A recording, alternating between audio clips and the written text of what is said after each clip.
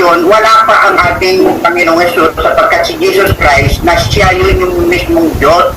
Ano po? Siya na yung mismong Diyos. Si Kristo po ang Diyos Ama? Ngayon, Tama po ba pagkarinig ko? Pasensya na po, naputol ko po kayo. yung ating Diyos at ay si Jesus Christ. Opo, sandali lang po, sandali lang. Ito po, at Yun yung sa akin. Apo, hindi, mahirap po yung sa akin, sa kasi maganda sa Bible tayo.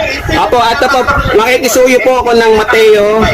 Apo, Mateo 24:36. Ito po, kung si Kristo po ang Ama, ito po ito Mateo 24:36. Ngunit tungkol sa araw, ngayon, kung si Kristo rin ang Ama, bakit sinabi niyang hindi niya alam, kundi ang Ama lamang?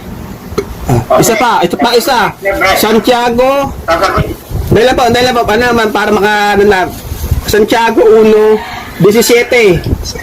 Para meron lang pong mapag-isipan yung ating mga kasama. Sundan niyo po mga kasama, doon sa binasa natin, nakalimutan ng Panginoong Jesucristo kung kailan siya babalik, kung siya rin ng Ama. Kaya magkaiba Ito sa Santiago 1:17.